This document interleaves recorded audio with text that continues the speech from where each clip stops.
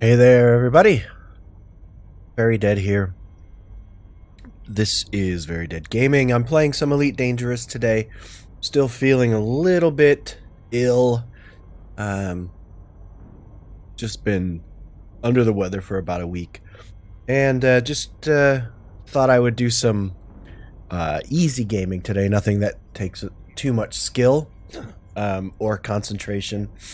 So I'm going to be doing some deep space exploration. Pretty far out in the bubble right now, or out of the bubble, way that about 20,000 light years. Take a look. Here, we'll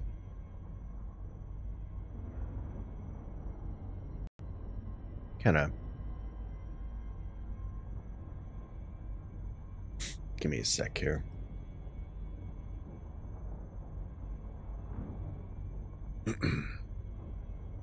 You know, I can get a look at where everything's at. As you can see, the stars are pretty sparse out here.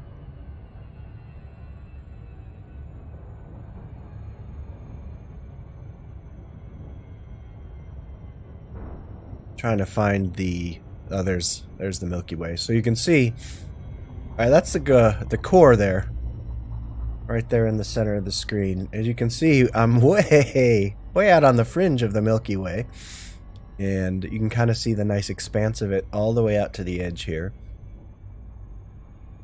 And it makes just a huge difference being this far out. Everything is so dark.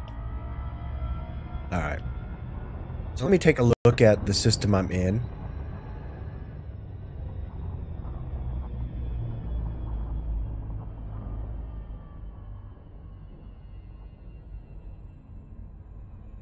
And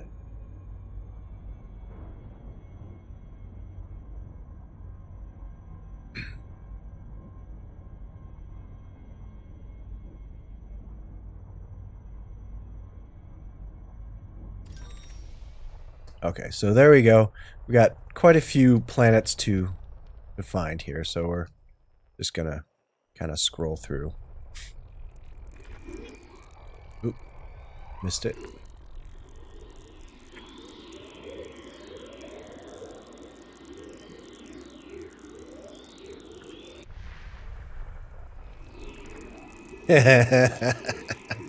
That's called being sick. How you doing?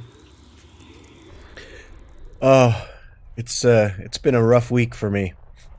I couldn't was just too weak to even shave. Didn't even care.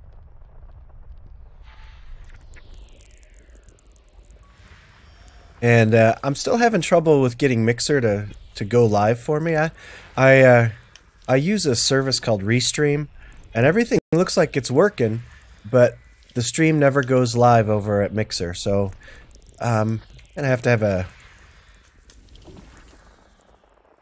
technical support call, I think, or live chat to get that sorted out, because I've done everything I can think of on this end to get it working, and it's just not getting started.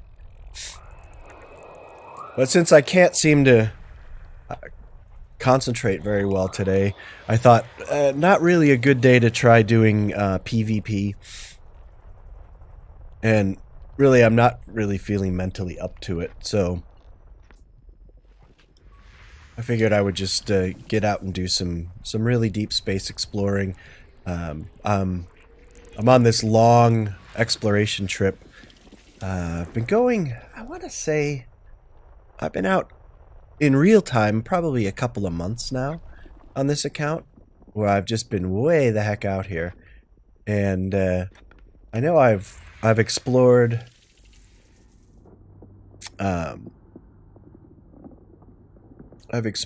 probably, well, definitely over 1,000 new systems.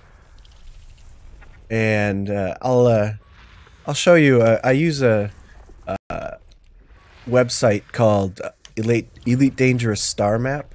It kind of compile live stats about exploration. It kind of gives you a good idea of what your exploration progress is, so you get an idea of about how much money you have in data, and and how far you've traveled, and all, you know, just a bunch of interesting little stats. All right, so here we go.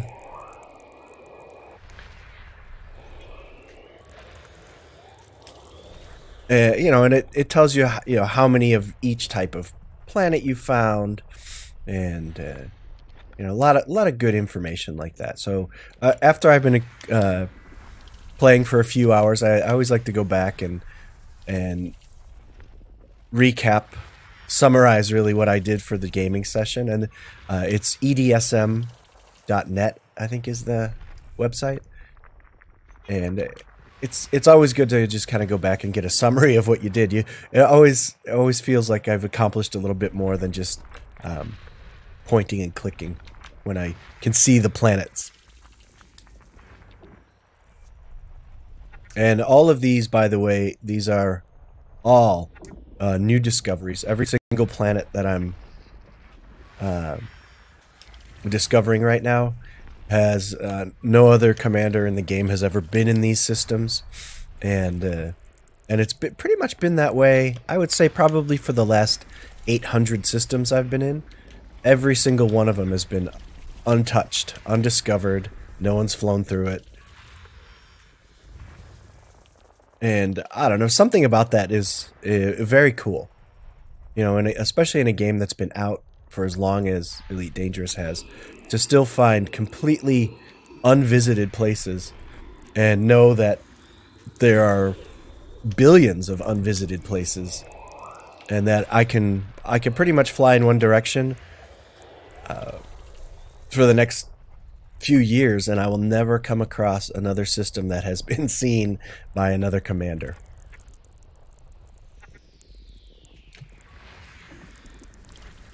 Yeah, black hole scans are not worth a ton. They're not really high value. Here, I can tell you right now. I've discovered. You know, let me pull up. I'll just pull it up.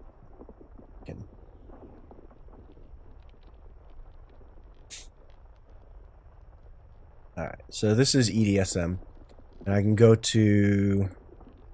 Let me see, exploration. And I'll go. These are all the things that I've explored so far. So right now, look, I have about 1.6 billion in data if I was able to cash it in today. So, and I'm not even, probably not 1/4 through my exploration trip right now. So probably by the time I get back, it'll be about 5 billion credits worth of data. All right, so now let me scroll down here. These are all my discoveries. All right.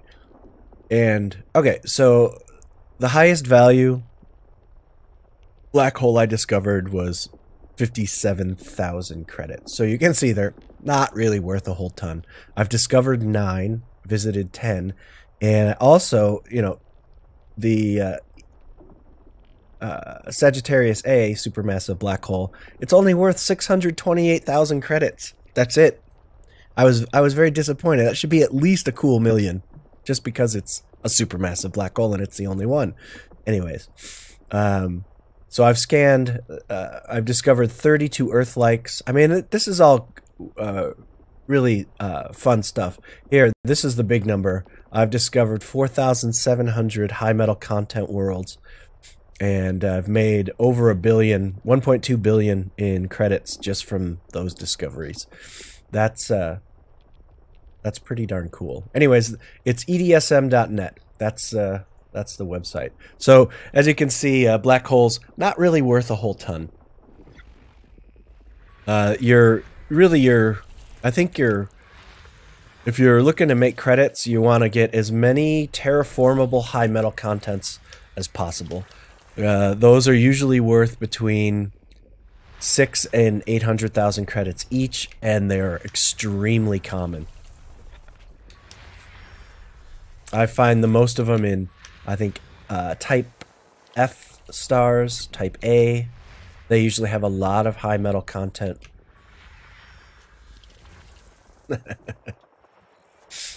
And yeah, so I'm when I get back, I'll be a multi-billionaire. I'll definitely probably have close to 6 billion credits once I turn everything in. Now, that's, again, if disaster doesn't strike and I somehow, you know, explode my ship. Because that becomes a very scary thought. You spend all this time exploring, and then you do something stupid and your ship detonates. And I don't know. I think people tend to tense up when they're coming into a station, when they have all of that data.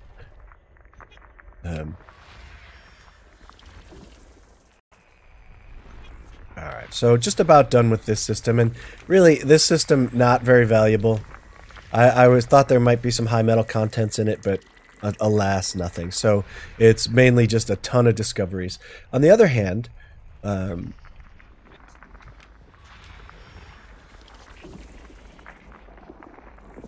I don't know. See, I don't play on console, so I have no idea how any of that works, but I don't think so, because I think it links through your Frontier account, but I think you need to be able to send, yeah, you need to be able to send your data to them, and I don't think you can do that on a console. So, you know, again, I'm not a console player. I have an Xbox, but it's basically just collects dust. I don't really ever use it. Alright, so that system scan is complete. Okay, so let me replot my galaxy map here.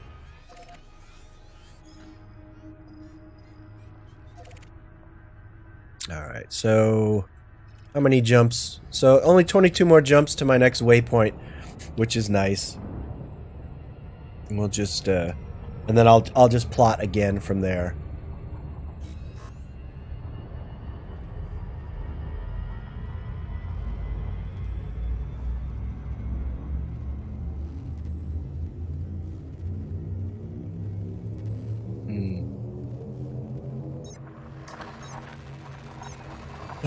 Yeah, my kids complain about me not shaving. They're like, "You look so old." Hey, good on you getting that Fed rank. That's the day. You're gonna get it. I hope you've been saving up your credits, because you're gonna burn through them quick. Just remember, no buyer's remorse.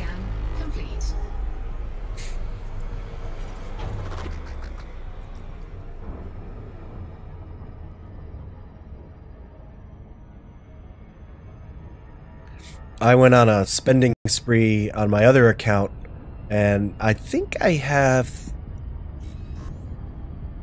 all but a couple. Go and see. I think I really want to buy every single one, have one of each, and then well, that's a good place to be, but you're definitely going to need a lot more than that to outfit that vet. I see core mining in your future. You could spend a couple of game sessions getting some high value mining done.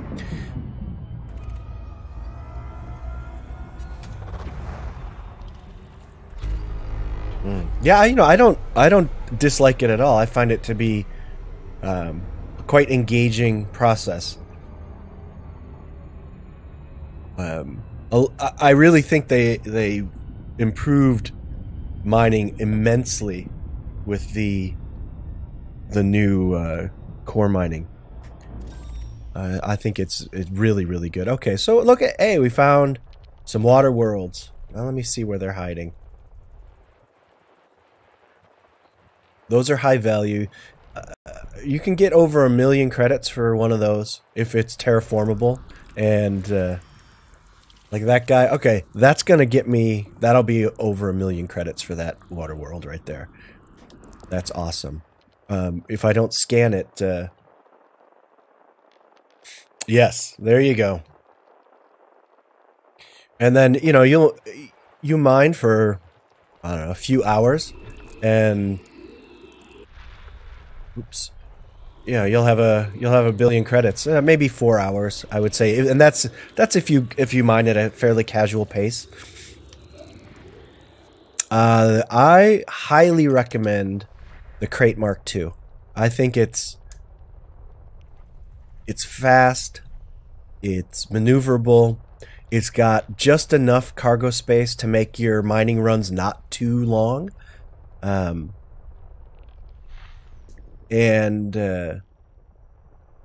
It's fast enough that you don't need to put weapons on it. You can just run. You know, when you jump into a ring, just boost away from the pirates, and until they drop off your scanner, and then you can pretty much casually mine without worrying about it too much. But it's fast enough that you can cover a ton of asteroids with the pulse wave scanner. I think what I did is it's got two class 5s, or a class 6 and a class 5 cargo bay. I would use those two, and that's it. And it's or maybe 3 cargo bays. I think it's 100. I want to say 120 tons of cargo, and that's enough to get you about 250 million credits per run if you fill it up. So, and it won't take too long to fill it up. That's the thing I really dig about it. So you can see that bank account ticking upward fairly consistently. And you know, I find that I get a little discouraged when I have to span multiple gaming sessions to fill my cargo hold, because you know, some of the bigger ships with 200 tons or 300 tons of cargo, there's no way you're going to fill that up in one gaming session. You're gonna game for 2 or 3 hours, and you'll be halfway full, and then you'll have to come back another day and do 2 or 3 more hours. So, to me, I like to see in one gaming session say, oh look, I made 250 million. Good, that's a good day's work. So Crate Mark II definitely is one of my favorites. It's not too expensive of a ship. It's durable. It's fast. It's kind of fun to fly. Definitely maneuverable. Alright, so we have a couple of water worlds here. It looks like they're both terraformable. One is like awesome. Maybe it's a little bit bigger.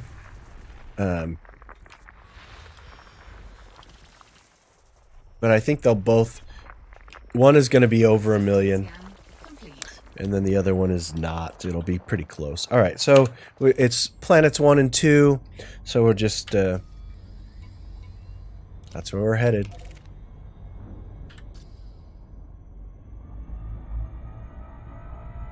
And while I'm... well, here. Let me see. While I'm heading over there...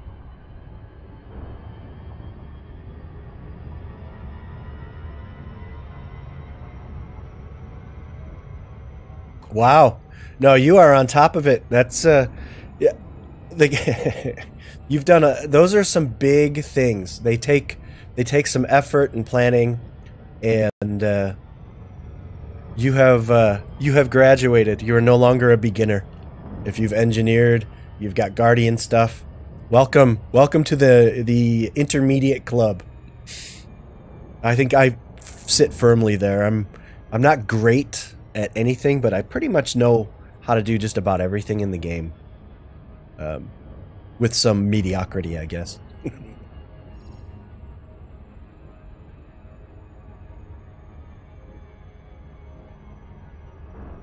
Wow.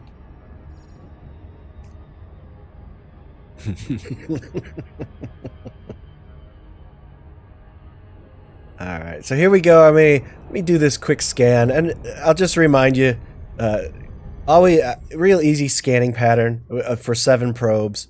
You'll do 6, and you'll get it. Well, there's 1. I just go right across the middle. I go right to the horizon line. Then I'll go 90 degrees from that to the horizon, then halfway up, and then back to the horizon line on the bottom. And that will always get you 100% scan. Now we'll go to planet number 2.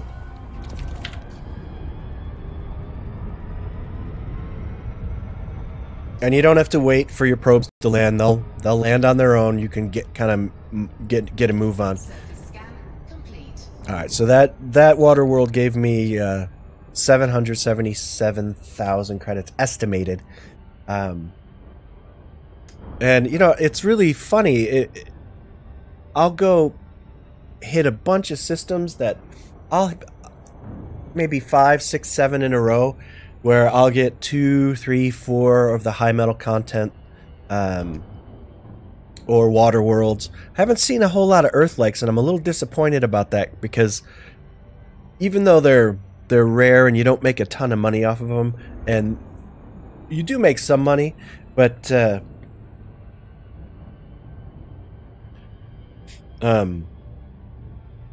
they're just not there's just not enough of them to make it worth hunting them specifically. I tend to I've read that they're about 1 in every 60 systems you can find one, but my average has been 1 in every 100, I would say, pretty close to that. And maybe I'm just looking in the wrong systems, but yeah, I find that and also the direction you travel, I think, too, can also be. You know, I'm going further out into to the edges, fringes of the galaxy, and I don't know if they're less common, just because there are fewer of the right type of systems out here, and they are definitely much more sparse. So, but high metal contents, they're everywhere. Oh, yes, there are probes. Excuse me. That's where you when you're exploring and you probe the planets, you will you get a lot more value. It'll, you know, up to 6 times the amount. So like right now, this planet, if I don't surface, it's a surface scan. If I don't do a detailed surface scan, it's worth 304,000 credits. If I do a detailed surface scan. Oh, look here, we got a nice little ice at the poles there, a little continent. All right. So, all right, this is going to use 7 probes. So here we go. And you need a detailed surface scanner to do these. So when you go exploring, you have to equip that because it's not automatic. And if you don't have one, you can't do this, and you really lose out on a lot of credits. So make sure you get a detailed surface scanner. All right, so there we go. And I'll see what the credits jump to here.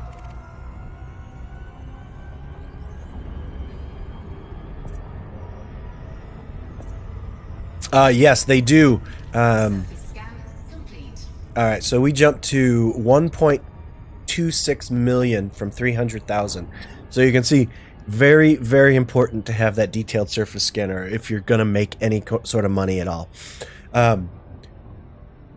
As far as for void opals, you need a detailed surface scanner because you want to scan the rings. So you launch a probe at the ring, and then what it'll do is it'll tell you where the hot spots are. So always have one of those. So when you're mining, you have to have one. When you're exploring, you have to have one. You don't need one for pretty much anything else. All right, so here we go. We're going to jump to the next system. And I'll show you where I'm at in a sec. We're, as you can see, pretty far out. Look at that nice view of the galactic plane. That bright spot there to the right is the core.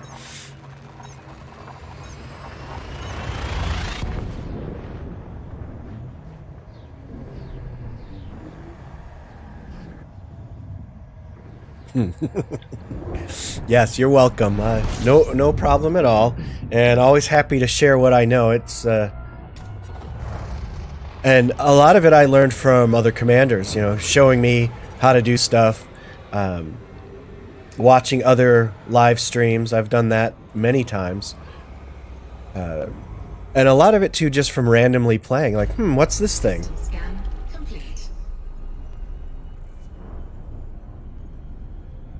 All right. So that was a kind of an empty system there.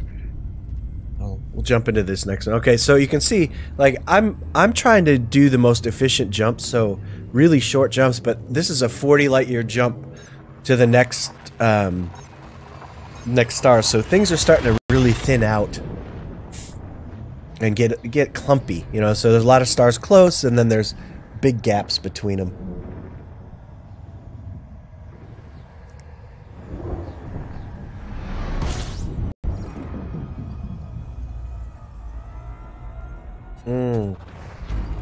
All right, so we got a system with something in it, anyways. All right, and one thing I like to do is, like, I don't jump right into the scanner right away. I like to get my speed up to about 4 times light. Put some distance between me and the main star. That way, none of the planetary bodies are going to be hiding behind the star. Okay, look, it looks like we have another water world, which is nice. It'll be in here somewhere. There we go.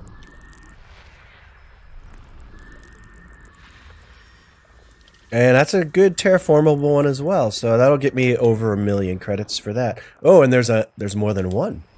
Absolutely great. Love that. So getting a little lucky, because I've definitely had a dry spell before the live stream. I try to daily do at least 1,000 light years, so 60 jumps. Sometimes I only get 30. Oh, no. I'm the opposite direction. I'm very far from Sagittarius A. I'm probably, I would say, almost 40,000 light years away. And I'm heading in the opposite direction. I'm heading out toward the edge of the galaxy. Alright, so I'm going to just drop out of this. I'll show you where I'm at. Okay, so let me zoom out real quick. Here, I'll go up. Okay, so now we're doing a top-down view. And this is my course. This is where I'm heading. Out to here. And, okay, so this is the sector I'm in, which is Achilles' Altar. Okay. There's Sagittarius A. Here's the bubble over here. And I'm about 20,000 light years from here. And maybe about 30,000 from Sagittarius A. Here, I'll tell you how far from Sagittarius A I am. We'll just... Alright, where is it? Come on. There you are.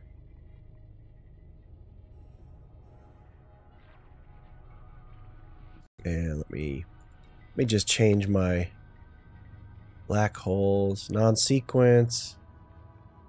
There, let me just turn off my star filter. Okay, there we go. Look at that! Look at all those damn stars! That's insane.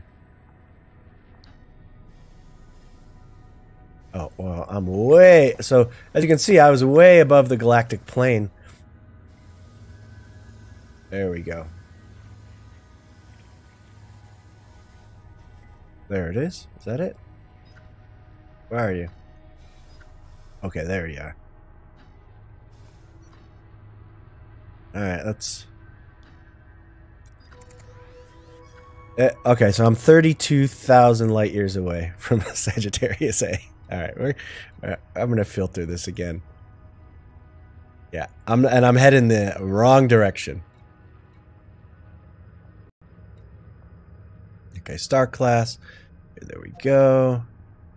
And filter to the route. Now I'm just gonna exit because it'd take too long to. But as you can see, I am way the heck out here. And what I did was I kind of pre-plotted a bunch of waypoints. You can kind of see them out there. These are all my bookmarks, and I'm just kind of winding through the systems. But you can see there's star clumps here, and if I zoom out, you can see how sparse the stars are. And now, again, I'm filtering out almost all of the M-class stars. If I turn off my filter, there's a ton more stars. So, but like if I just add G's, now they kind of double, K's, and now it gets really dense. And now when I throw the M's, I mean, M-class stars are so common, it's like sand. Unfortunately, they M-class stars do not really have very planets around them, so it's a very I don't know, a time wasting, I guess. All right, so we're gonna go F, and like I always keep the type O's and B's because those are kind of rare, fairly rare stars, and I like to if they happen to be on my route, I like to scan them. All right, so let me see. We're gonna go back to the scan FSS, and we're gonna look for some more. Kind of find the. There we go. See what we got. Lots of high metal contents, and again, these guys. There, that's terraformable. Again, it's 700,000 a pop. It's definitely worth going after them.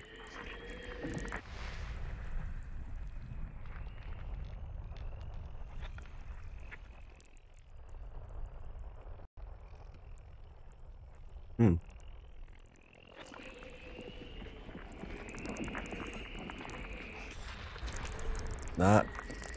Come on.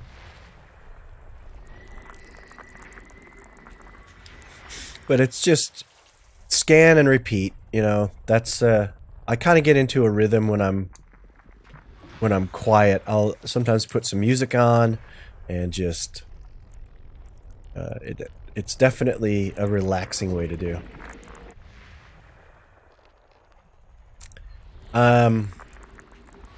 Yeah, I think you can, in a game session, both mining or, I don't know about exploration.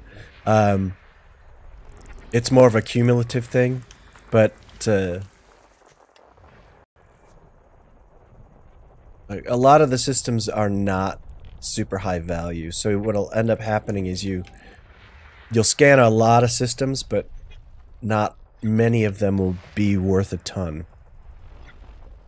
And you do go through dry spells. Like I went through like 50 systems, and I didn't get any water worlds, and very few high metal contents, and a lot of really kind of low value stuff.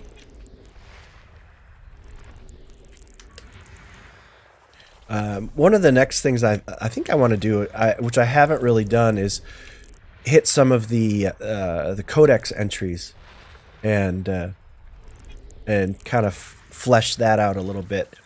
There's like in my sector, once I get done searching through all this stuff, there's in the kind of that Achilles altar sector, there's a bunch of reported stuff that you can go look for, and I haven't done any biological stuff. I haven't found any yet. I'm thinking maybe I'll take a little time and search the some landable planets for I don't know, they're just kind of weird looking biological stuff that they've added to the game.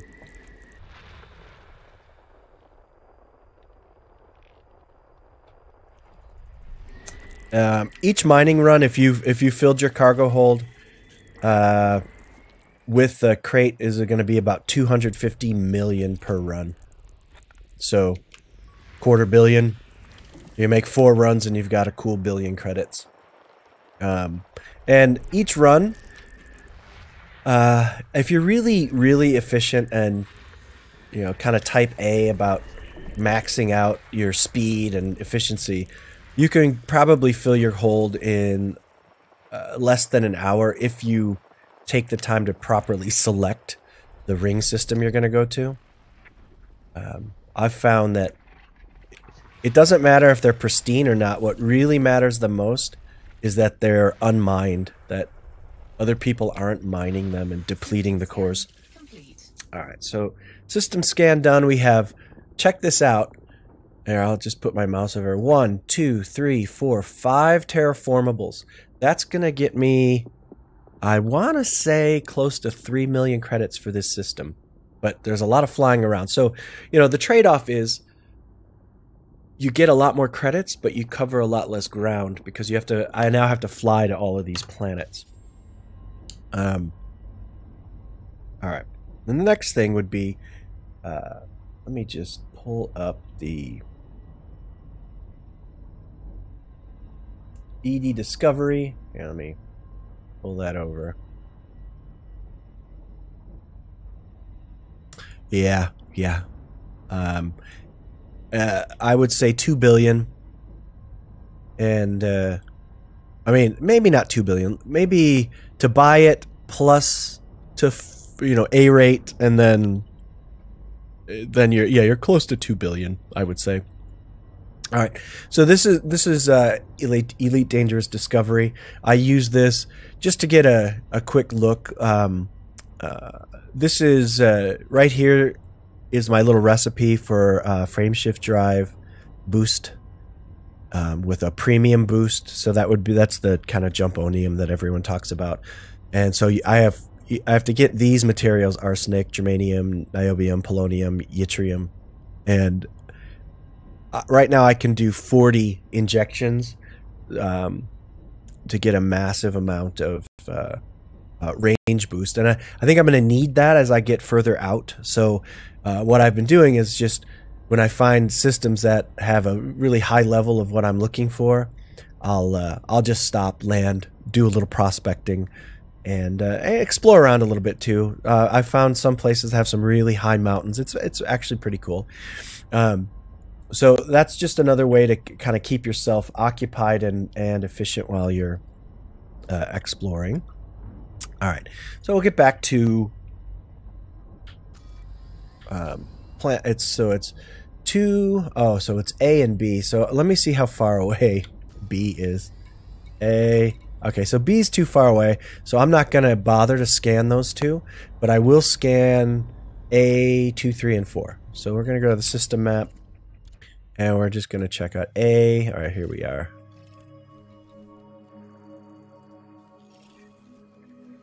And I just like to see where they are in relation to each other. So 2, 3, and 4. And of course, they're all spread out. So I'm going to I'm just going to go 2, 3, and 4. Yeah, there's so much that you can do with exploring. It's a ton. And, and it really depends on what you're trying to do as well. Sometimes, like right now I'm just amassing a ton of data, but when I get way out to the farthest reaches, I'm going to try and reach some systems that are so far out that unless you have an extreme range jumping ship, you can't get to it. So the people that visit those are much fewer and farther between, and I don't know, they might be a little bit more interesting just from the galactic perspective to look back on the galaxy and see how far above the plane or how far out, and just how dark space is all around you. To not see any stars except if you look back toward the galaxy. That's just massively cool.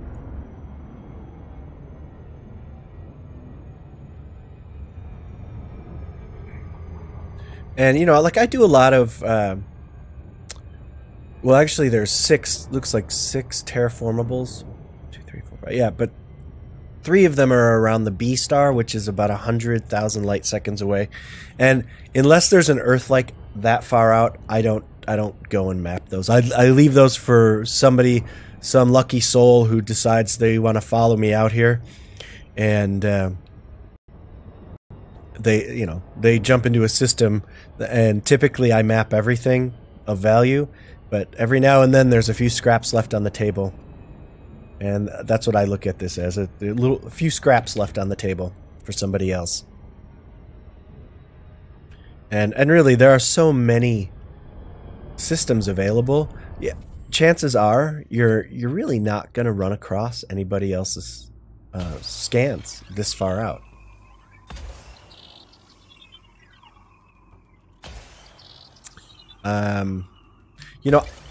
To tell you the truth, it's something that I have never done. I have never done a FSD boost injection, so I don't even know how much you can get. I think you can get close to, I don't know, 80 to 90 light year boost from a premium, but I'm not really sure. I'll have to double check that. If you do a neutron star boost, those are a little bit more dangerous. 2, 3.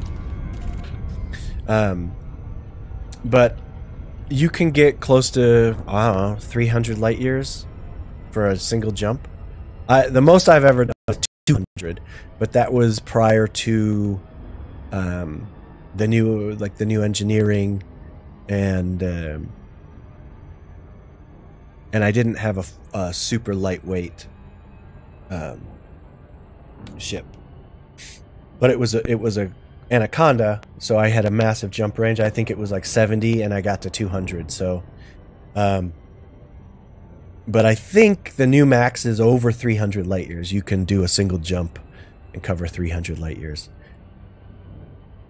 I may just want to head to the neutron fields to do that, just so I can record it and say I did it. But I think 205 was my max. I'll have to double check. I know I have that. I did a screenshot as I was jumping, you know, kind of proof that it happened.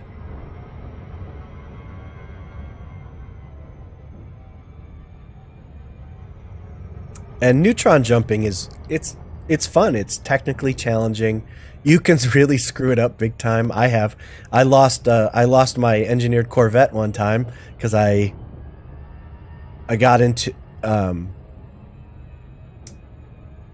well, it wasn't a neutron. It was a white dwarf. Those are a little bit trickier because the exclusion zone is so close to where you have to go, and if you mess it up, you get knocked out of Super Cruise and you're just dead.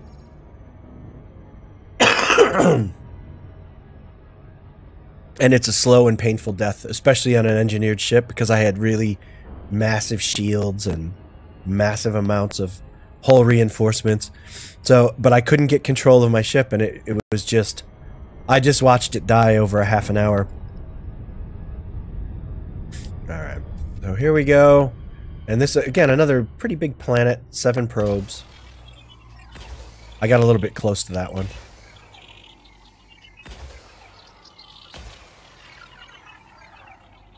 There we go. And now we're going to go to number 4.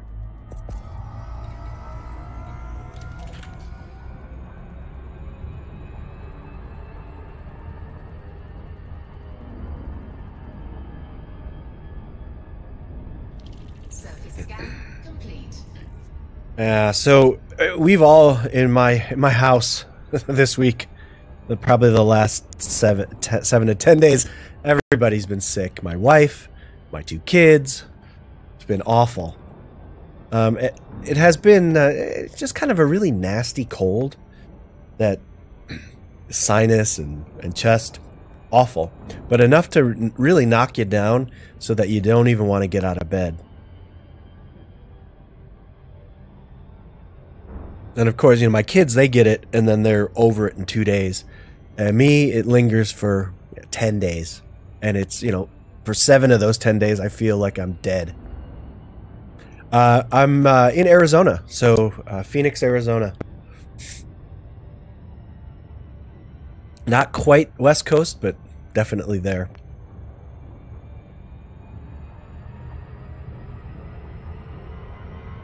Believe it or not, it's been raining all day here in Phoenix. And it's about 60 degrees.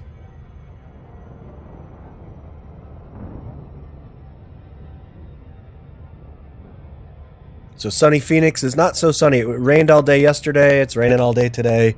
We've had a very, very rainy winter. Probably more rain this winter than in the last decade of winters. It's been insanely wet.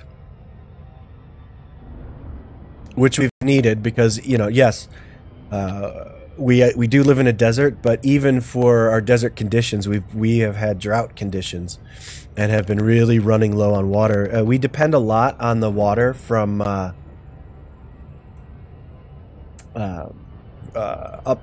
Flagstaff, the high country, and they for years have not been getting enough snow, and so our water levels have been critically low. And this has been a nice change. I used to live in Mesa. going on, I want to say 16, 17 years ago. No, almost 20 years ago I lived in Mesa. It has changed a lot. Well, everything down here has changed a lot from... I think I moved here in I want to say 1996 when I moved to Arizona.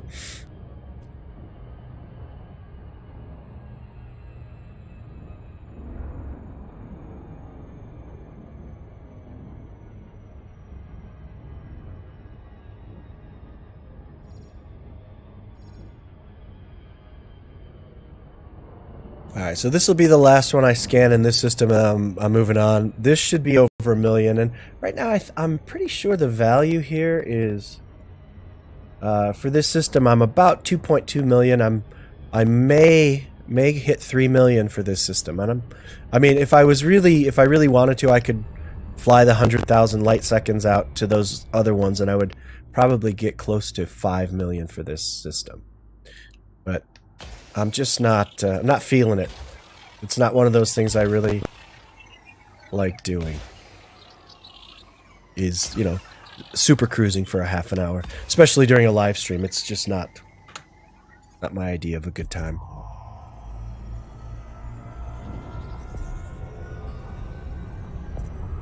Yeah. All right, so there we go. We've got 3. There we go, 1.2 million. Yeah, so that system's at 3.2 million for that system. I think the most I've ever gotten for a system is about 4.5 million, and I could probably top that with this system if I really, really wanted to do it. Really want to do it? I don't like super cruising for that long. Sometimes I'll do it if I have music or I'll put something on Netflix and watch.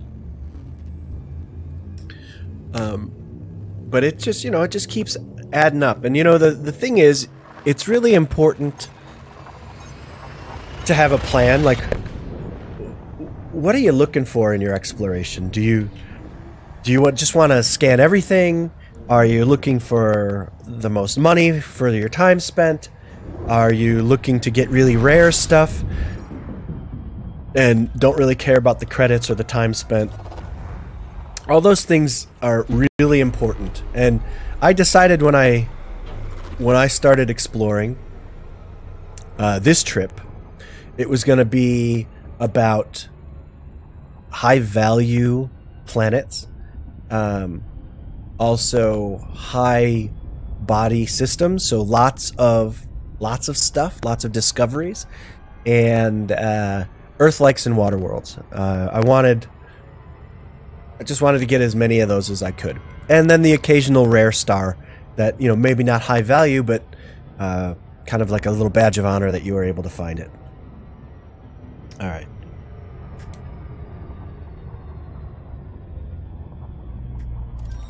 And there we got another water world. Lovely. But we're just not hitting those Earth-likes. It's always nice when you get an Earth-like. All right. So that one is not going to be as high a value, but it'll do. We'll go scan it. Let me see. And so we've got some high metal contents. We'll look for those guys.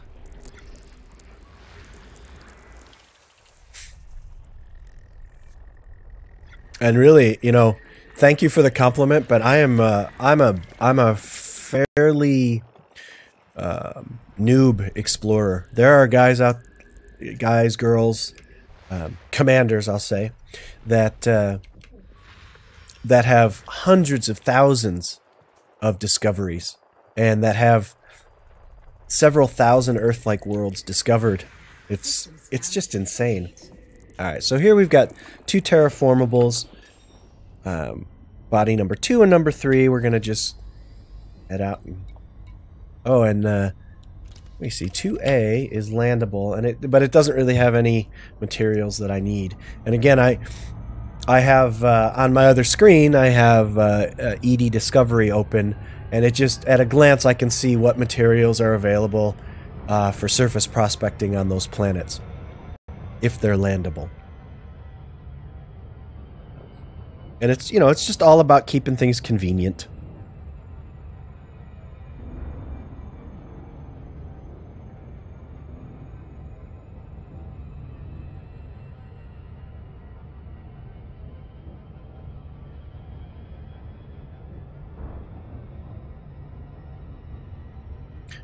So, I was a little late getting the stream started today because I've been having technical problems getting Mixer to the stream to start.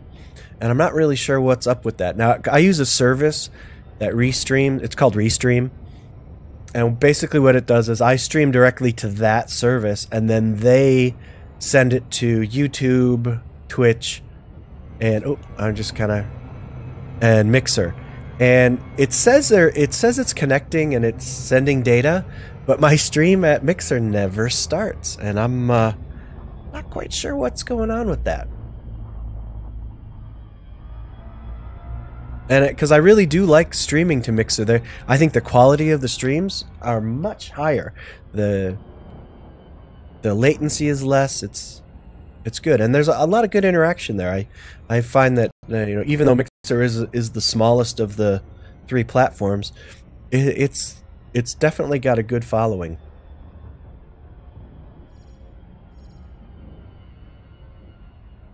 Yeah, I don't know. I'll figure it out. It's you know, I've noticed the problem started when OBS made a major update. They just released it, and what they did was they supported the FTL protocol that Mixer has, but since I switched over to using it, it just hasn't. The stream won't start. So I don't know. I just may have something set up incorrectly. I wouldn't doubt it.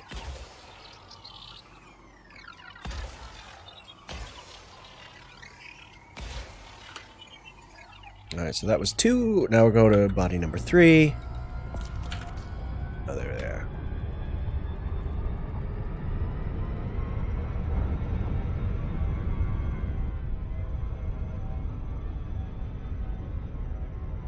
Surface scan complete.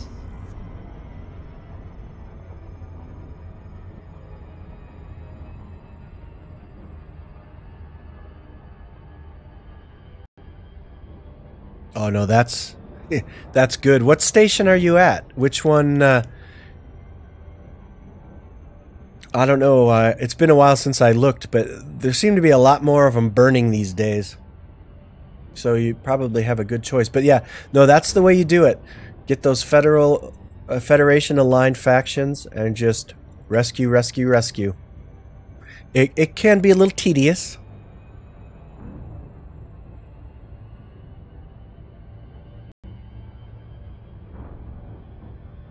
But it's for a good cause, right? You're saving a lot of people.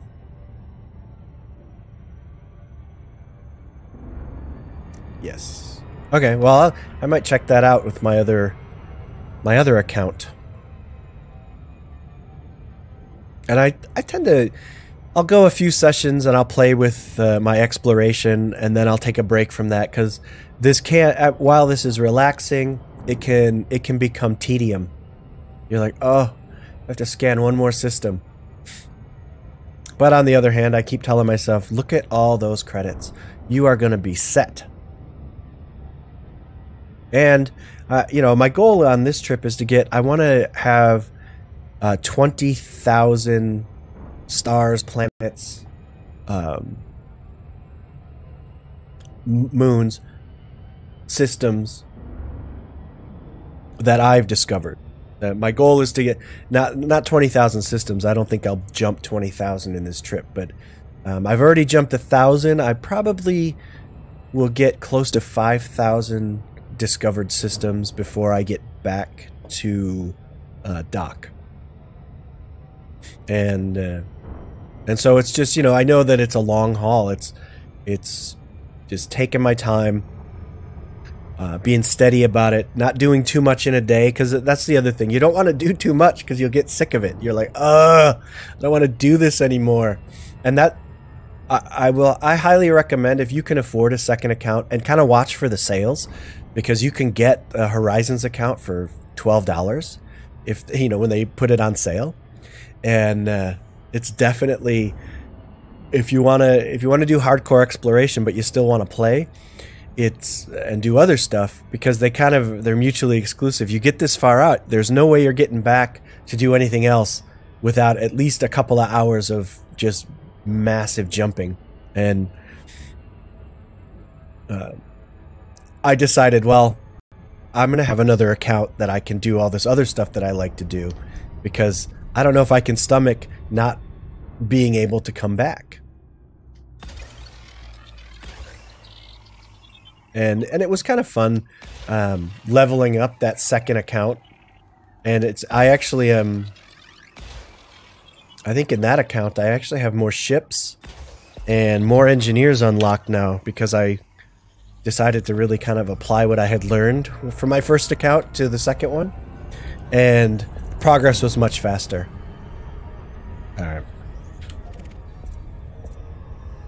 Oops.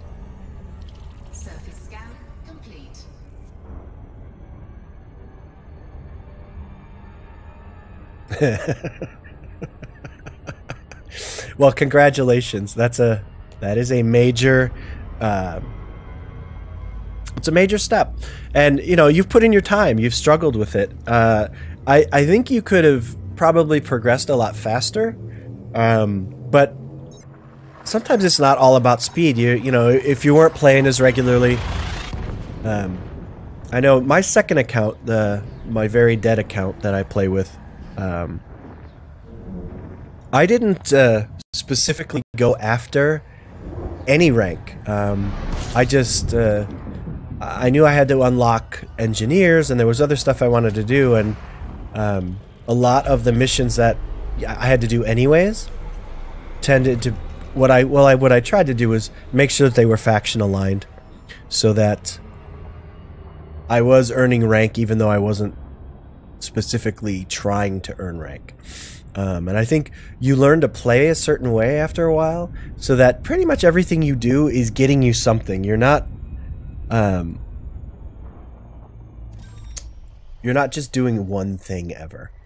It's always a bunch of different things. All right, so again, a bunch of high metal content worlds here. I'm hoping I get a couple terraformables.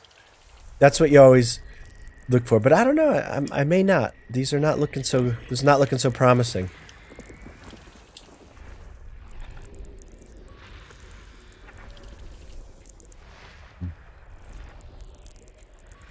Yeah, exciting. I'm excited for you. Oh, there we go. Terraformable.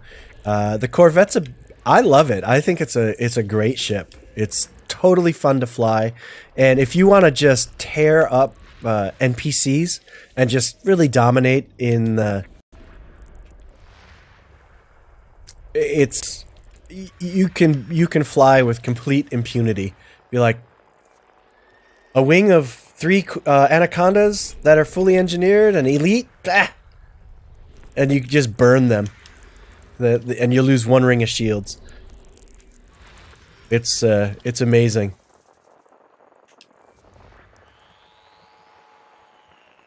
And I will say, you know, NPCs are even the tough NPCs are much easier to kill than I would say a mediocre commander.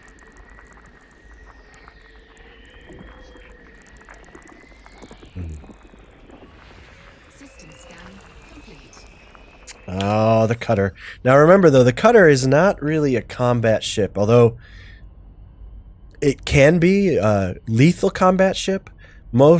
I think its flying characteristics put it outside of the realm of most average pilots being able to use it effectively, including myself. But it is a great cargo ship. Holy cow, you can, I don't know, it's like 780 tons or 7. It's got the most cargo space of any ship.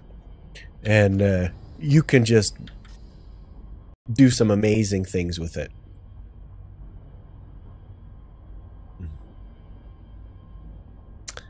Yeah, I you know what? The Clipper I think would be good for mining. It's expensive though. So, you know, I think a Crate Mark II does everything that it does, except it's not quite as fast. And although I think a Clipper has good cargo space, very fast, decent shields. So, I mean, I don't think you can go wrong with it at all. It's just very spendy. I think it's like the rich man's miner mining ship, where the crate is more of a utilitarian. And then, you know, there's definitely much cheaper ships you can mine with as well. You can do core mining in an ASP, and it's highly effective. You can make a ton of money. All right, so I don't know what I'm doing here. I got a 2, 3, and 4. So we're gonna go to number 2.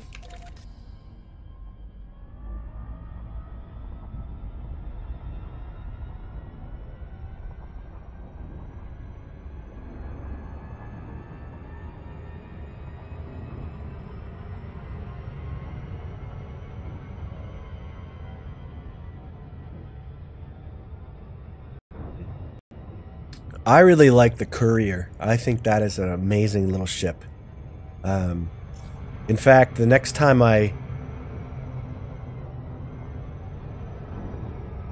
in this session, here, I'll tell you. Give me a sec. No, just throttle back. I can take a look. I think if I go to the galaxy map.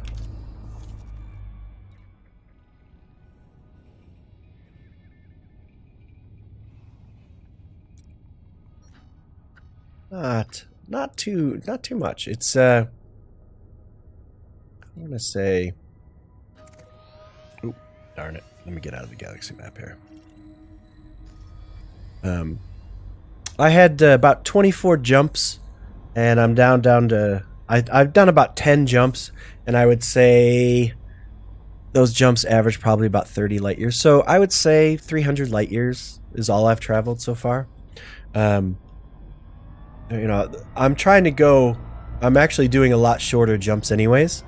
And really, my goal is the fewest light years between stars possible, so that I can hit as many systems as possible before I get to my destination.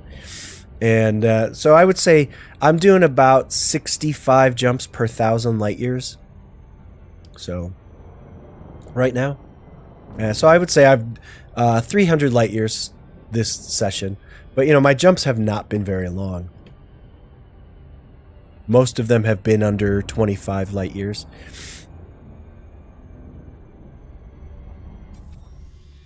But you know, every system I've been in so far has had at least 2 terraformables, so that slows your progress down a bit too. So you're not really doing a lot of systems. Now, on the other hand, every system I've been in has been over 1 million credits worth. So that's at least 10 million credits in the 10 systems I've been in, which is not bad. Okay, so now we're going to go number 3. Surface scan complete.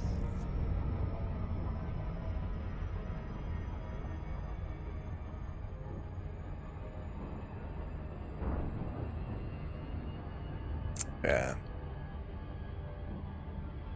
And I think you get like a 6 time value boost when you do those surface scans. Pretty much. I mean, it depends on what you're scanning. I haven't why anybody would do a surface scan of, say, gas giant. I don't see any value in doing that, and it takes a lot of probes. I guess to figure out what the most efficient pattern would be one reason, but I don't see them adding a ton of value. But I haven't done it, so I'm not really sure.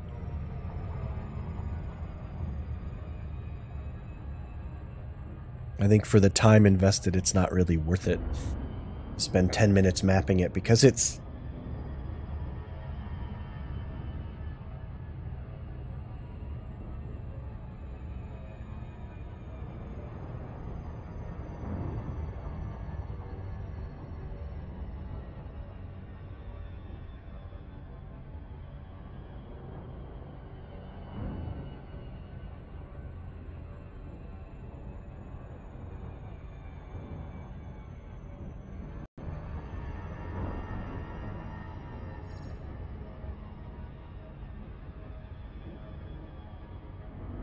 Let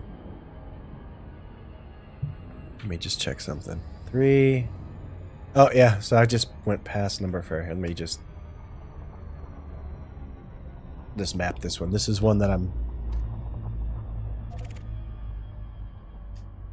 supposed to map here.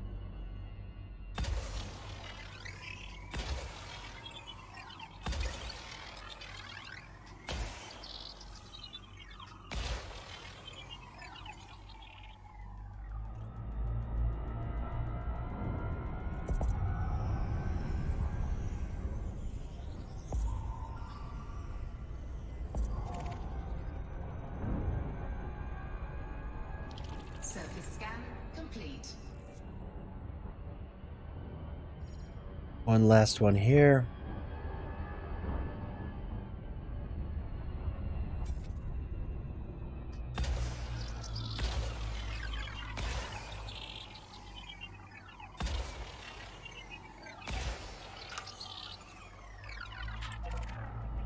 Next system.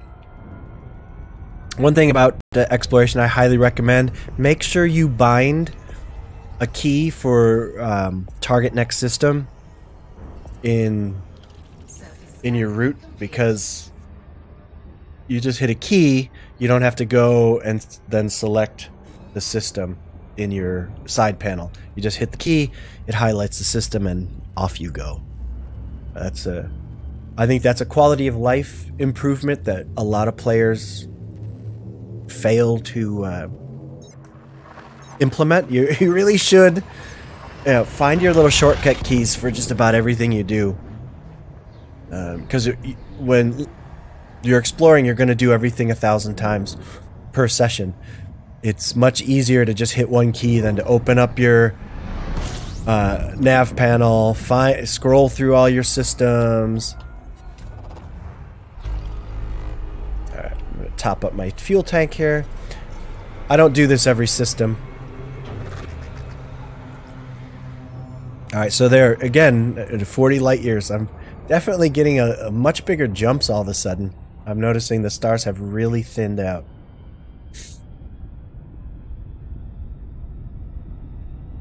And I think I'm just going to go to the end of this. I have 14 more jumps to do. We'll see if I can get there before noon.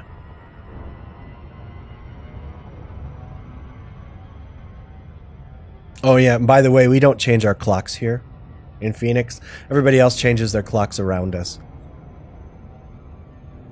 I don't even pay attention to it anymore. Alright, so there we go. I pull the throttle back.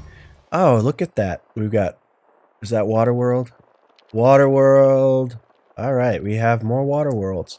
So I'm hitting the jackpot on the Waterworlds today. It's like every system has one. And I'm very pleased with that, because that's a lot of credits.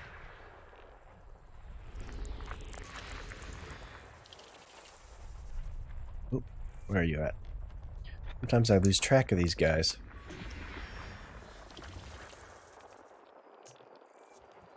And you'll notice, like, in the lower left of my... I have this little noteworthy about the planet. That's a nice little plug-in. For... Oh, what is it called? Let me find it. Give me a sec. Oh, Elite Dangerous Market Connector, EDMC. This little box right here tells me like where I am, the name of my ship, the system I'm in, but it has this. It's called EDR. It's Elite Dangerous Recon, and it's for bounty hunting, so that you can hunt down other players. It's freaking awesome. It really is. But it has all these other great features that you can use. Like it tells you, it'll just flash on your screen like what a value that planet has. Like there, noteworthy, it's got ruthenium 1.4% and the max is 2.6. So you can see really quick, just while you're looking at your screen, if that planet's worth visiting. I don't have to then go digging through my map. And I find all these, and these are, these are all made by other players. It's just amazing stuff. Very talented people out there. Okay, so here we've got Waterworld.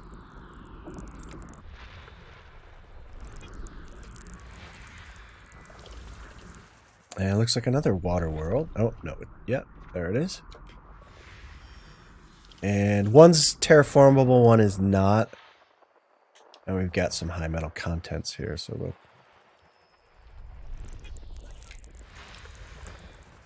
Just got one more. Where are you hiding? I know you... There you are. Alright. Scan complete. So, we've got one... Those... there's three planets there that are of value. But they're not as high a value, but I'm still going to go for it. So it's 4, 5, and 6. So, well, before I do it, I'm going to see how they... I always like to check this this map to see where they are in relation to each other. So I'm... there's 3... That's going to be 4 and 5 there, I think. They are orbiting each other. Yeah. Oh, no. 5 and 6. So where's 4 at? Okay. So as you can see, they're in opposite directions. So I'm just going to head to 4 and then go to 5 and 6. Sometimes you just don't win the planet arrangement lottery. They're just in the most inconvenient place in orbit. So you have to... travel the most distance needed. It's awful. Every now and then, though, they all line up, and you just tick them off one after another, and they're very close to each other.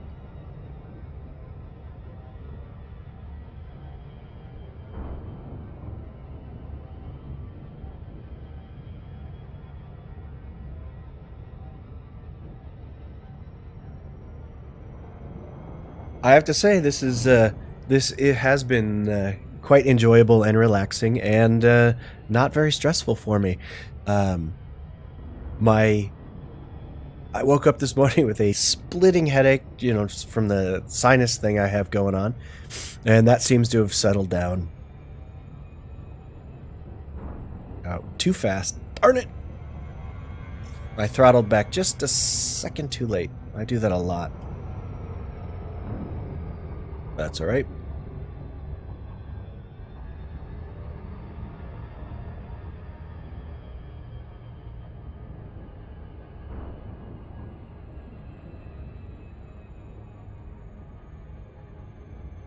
This is number 4. Alright, so this is the high value one. I'm going to still go to 5 and 6 because that's going to get me pretty close to 500,000 credits, I would think.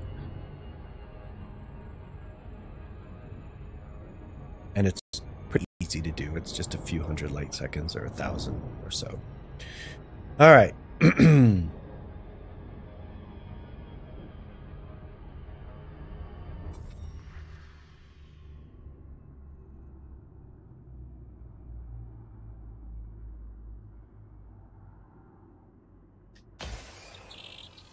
So California is going to stop changing their clocks? Is that what's going on? It's so much better. It is so much better.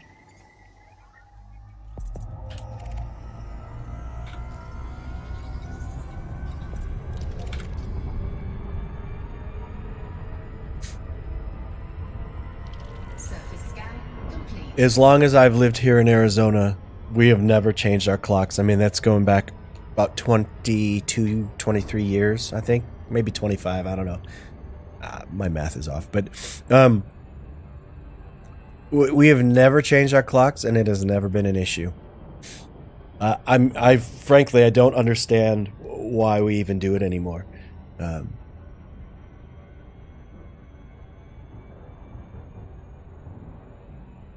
Anywhere in the country, it just... Midwest. I lived in Chicago before I moved here. I lived just on the near west side of Chicago. Just, I want to say, if you're familiar with Chicago at all, right around Damon and just south of Division. So between Chicago Avenue and Division Street.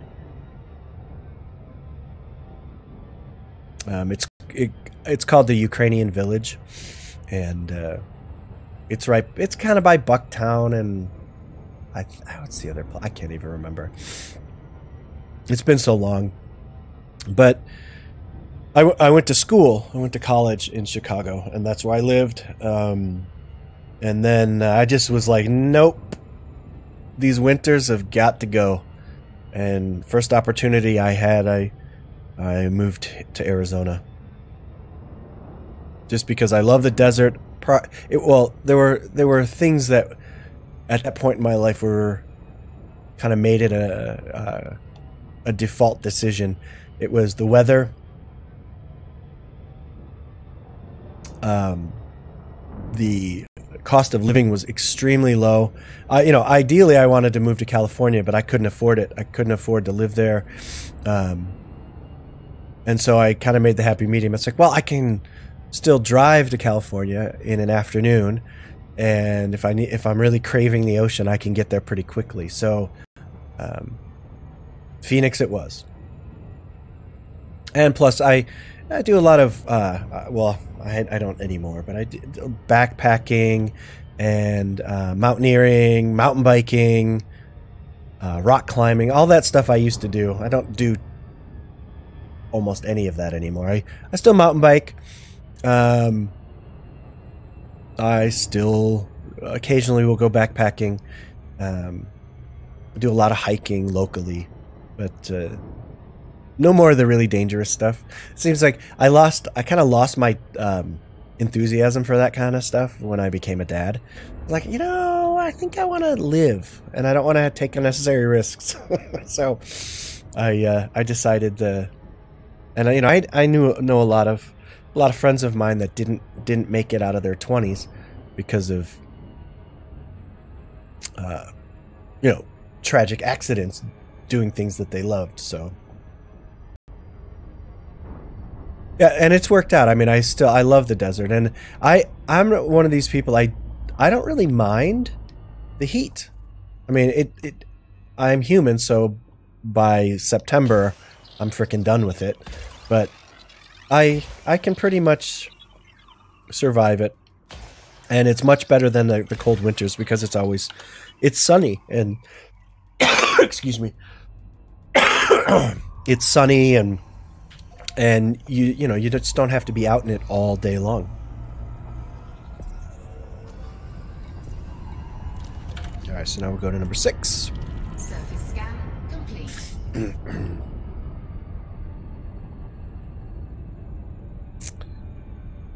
Yeah, your brother's smart. I mean, I love Chicago. I love it. Beautiful city. I'm from there, so there, it's wherever you're from, you understand that place innately. You understand the people. You understand what's going on. It just is. There's a comfort, and so every time we go back, it's like I feel like a tourist. Well, I'm getting some popping and clicking there. Hang on a second. Something's going on with my mic.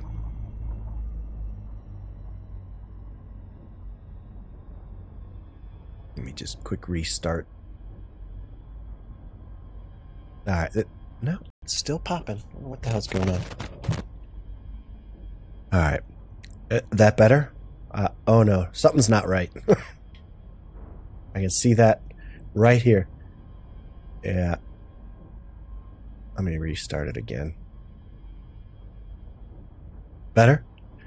No, I'm getting some weird. Are you guys hearing some weird feedback? Because I'm getting some weird stuff.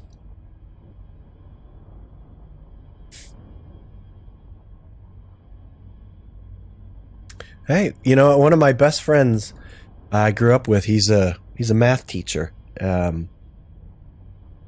All right, well, very good. I'm glad it's you're not having. It's just I'm getting some weird stuff through my headset. It's a little distracting. All right, so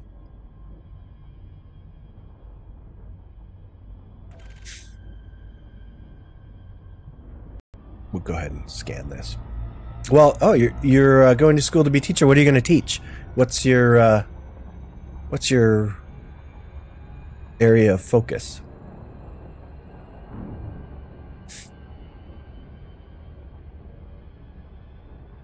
Alright, one last planet on this system, and then I'm gonna... History, okay. See, that's right up my alley. I love history. My wife, on the other hand, is doomed to repeat it. Because she has no stomach for anything historical. She just nods right off. So... Me, on the other hand... I'm highly interested. Okay, so how far along are you in your education?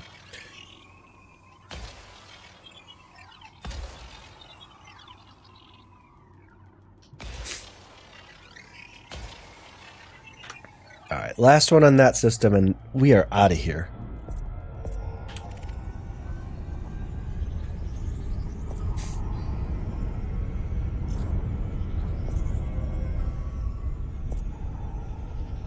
Oh, there you go. You're not that far away. You can kind of see it, can't you? You can see the end in sight.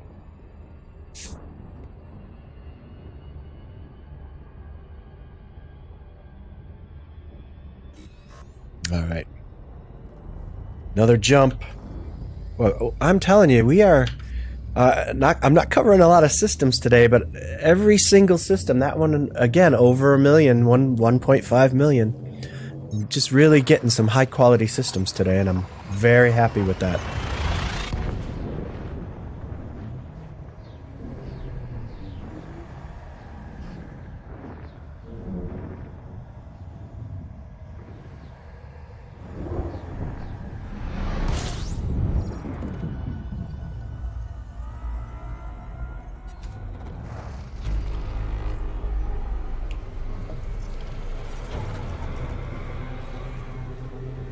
Right.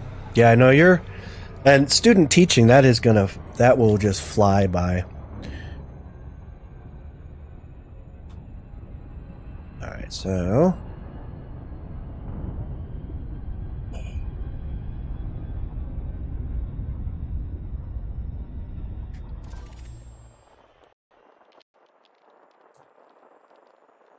And have you thought of at what level, what grade level you're going to teach? Is, you know, what's interesting to you?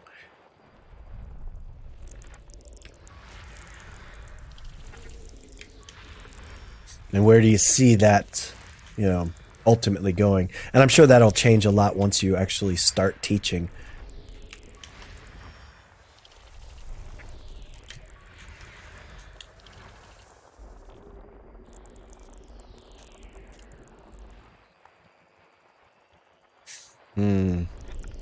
Let me tell you, I have one middle schooler right now, and one who's getting ready to start next year, and they're a handful. I commend you. I've been to school functions at the middle school, and my daughter's in track. You know, she does. So I always go to all the meets and everything like that. So I gotta say, I couldn't do it. It's highly stressful.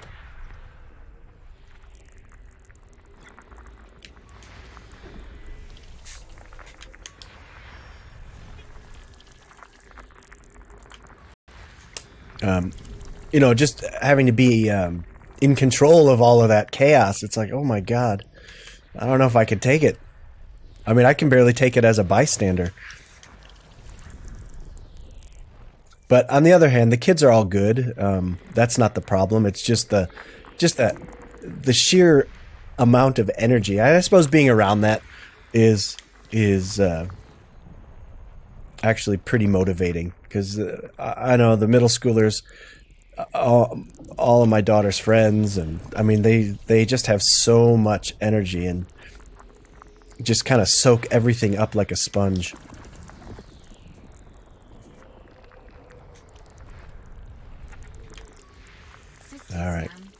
Alright, so that system was a bust. So we're moving on to the next. Oh, so I've noticed that I'm about 40 light years 41 light years per jump at the moment. So I'm kind of glad I have such a long jump range in this ship because, wow, that thinned out quick.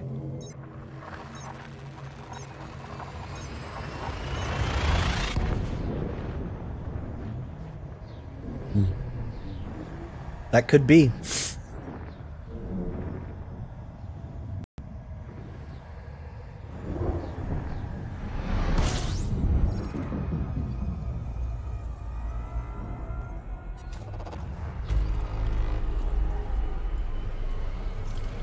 When did you, I'm always interested in when people decide what they're going to do. Like, when did you know that teaching was the thing for you?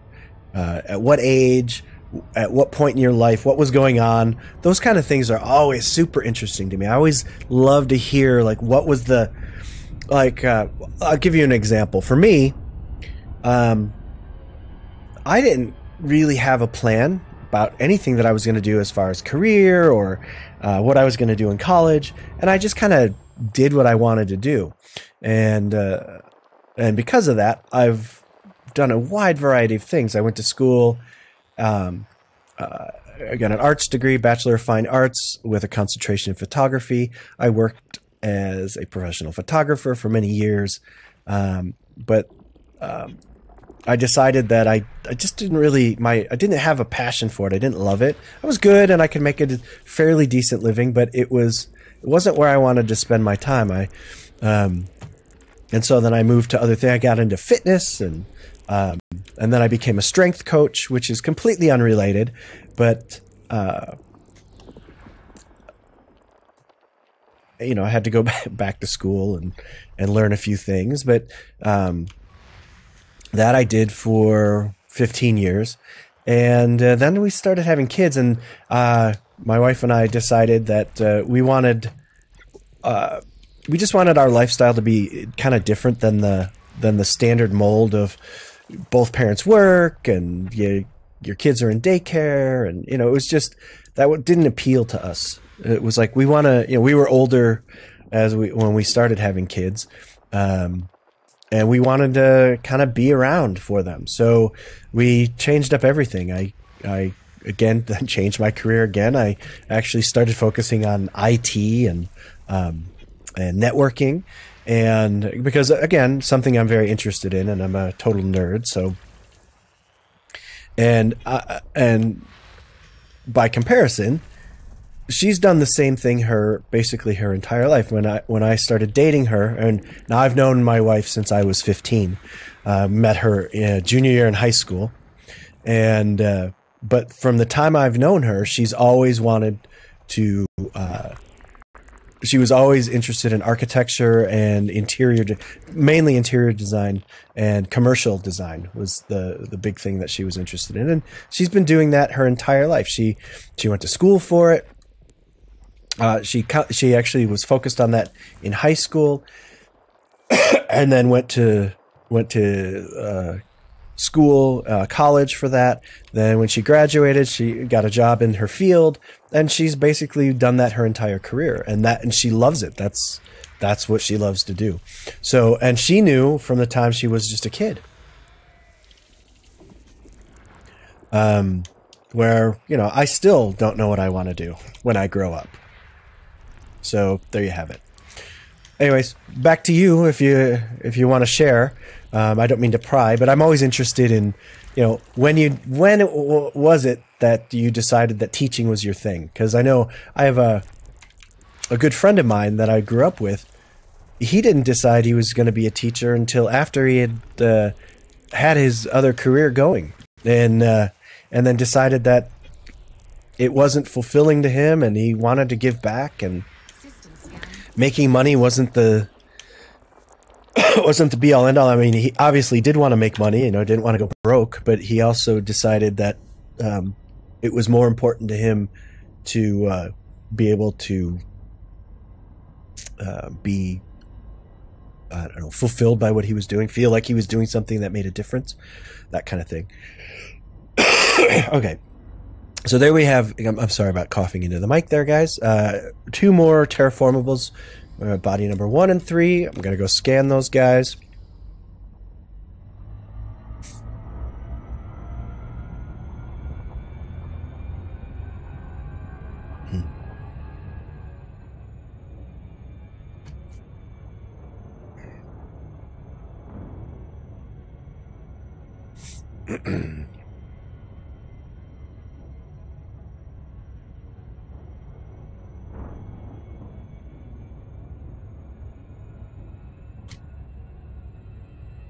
So I'm probably going to go for another 30 minutes or so. Just I'll probably sign off right around noon. Starting to get a little hungry. So that's one good thing. A good sign when you've been sick and your appetite starts to come back. So food actually starting to sound like a good idea.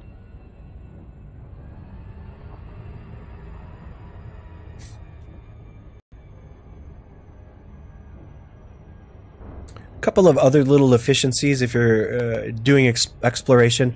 Bind a key that for 75% throttle, because that's about the fastest you can approach a planet without overshooting. So you hit that key and you will approach it at the fastest possible speed without overshooting. Up until once you get a little too close, you'll start to accelerate and you will crash into the planet.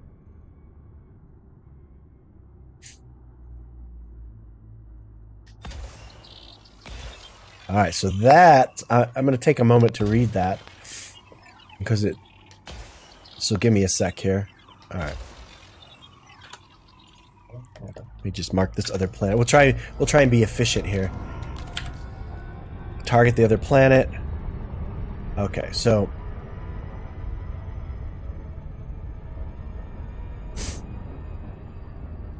surface scan complete.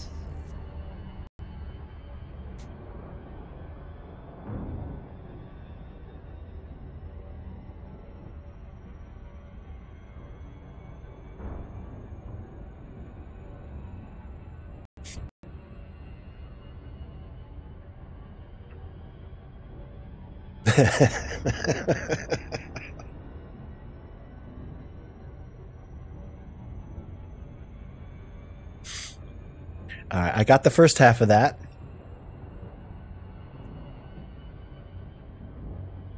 But see, so it sounds like you kind of came to a point where, and I don't know, I call that the point of where you realize that kind of this is your life, and it's the only one you got, and you might as well do something you love doing, especially if you have the opportunity.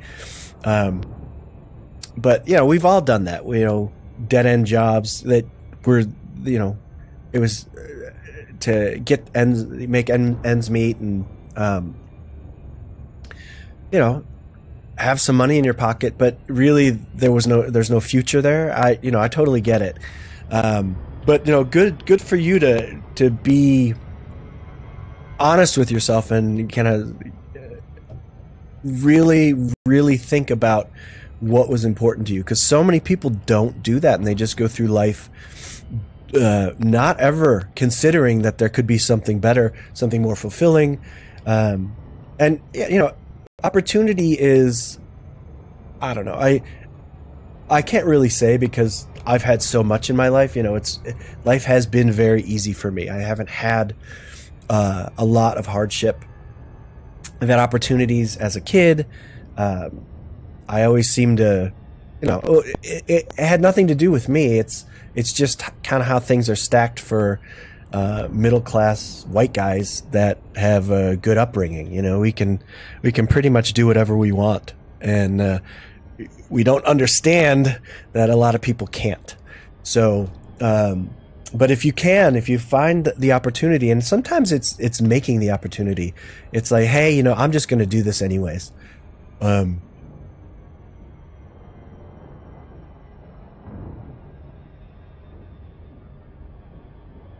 Anyways, good for you. I'm very happy to hear that you're doing what you love doing. I know I grew up in a house where both of my parents, they just did whatever they could do.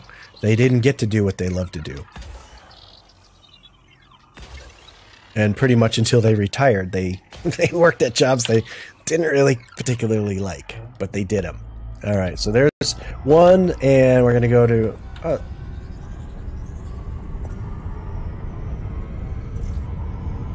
did I not map? Surface scan complete. All right, so somehow I did not fully scan that planet. What the heck's the matter with me? Oh, that's why. It's B1, and I'm not going to B. It's too far away. Alright, so we'll just... Oh, wrong way.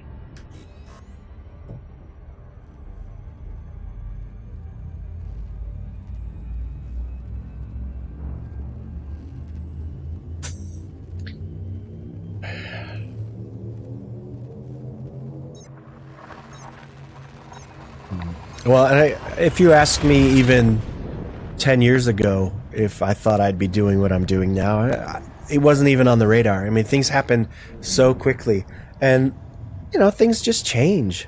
Things that were important to you no longer are. Jobs that you thought you loved, you really kind of bored with, you've outgrown, that kind of stuff. And you know, to me, if you're kind of minding what's going on in your life, you notice these things when they happen, and you don't let them continue too long. You jump in and do things that you love to do. All right, so throttle back. Take a look. Nothing. A couple of high metals. We'll check and see. I don't think this is going to be a very promising one, but you never know.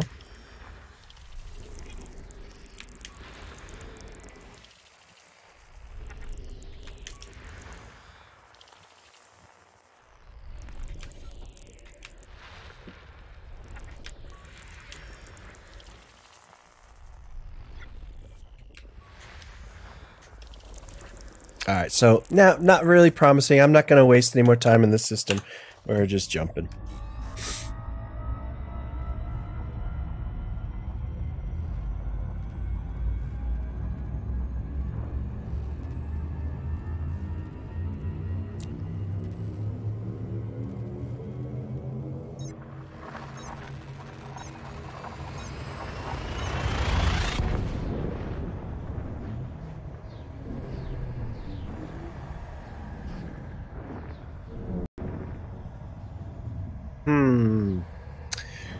So yeah, I think I will, oh, you know what, the other thing is, I didn't shave. I ran out of my shaving cream. So...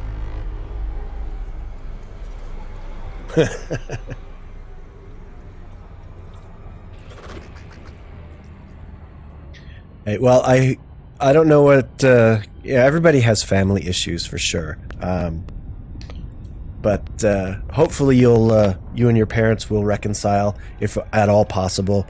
You know, I have a different perspective. That you know, I lost my father. He was way too young. I had a great relationship with him, and he got cancer, and it was untreatable basically, and it killed him fairly quickly. And that sent me reeling for sure. But my wife, she lost her father. We were even younger, and you know, we've had a lot of that, and I've had a lot of untimely death in my family. My brother-in-law recently died, and he was a couple of years younger than me, and it's just, you know, that kind of stuff. It shakes you to your core, and it makes you realize that, hey, you could go at any time. And so, you know, I say, hey, you know, if you've had, I don't know your circumstance with your parents, but if it's at all possible, you know, find a way to make that relationship work with them again. It's just, you know, I never had any sort of falling out with my parents, and I've always had a good relationship with them. But I just, and I, you know, I just wish they were I wish my dad was here still. Definitely. You know, there's not a day that goes by. You know, it's life. It's not that it sucks. It's that it's always a mixed bag. It's always a mixed bag. That you may get the best news of your life one day, and then the very next day, the worst news of your life. And, you know, that's just the way it goes. And timing it's random. And, And then like I know my entire childhood was completely uneventful. I mean, didn't have any tragedy. Nobody was sick. Nobody died. My grandparents, they lived long lives, and you know, until I was quite old. You know, I wasn't a kid anymore. I was an adult on my own. I had my own kids, and my grandparents were still around, and they're almost 90 years old. And then it seems like, you know, what happened was things just, you know, they balance out. If you don't lose people when you're young, well, that's great, and you have a good long relationship with them, but you're going to lose them eventually, and you know, that's the one certainty of life. If you're lucky enough to be around, you're also going to be unlucky enough to watch the people that you love slowly die. You know, and it's you know, I look at it that way. It's just one of those things that it makes you who you are, and it makes you appreciate what you have, and the people that are left in your life. Well, hopefully it does. I mean, I know it's had that effect on me.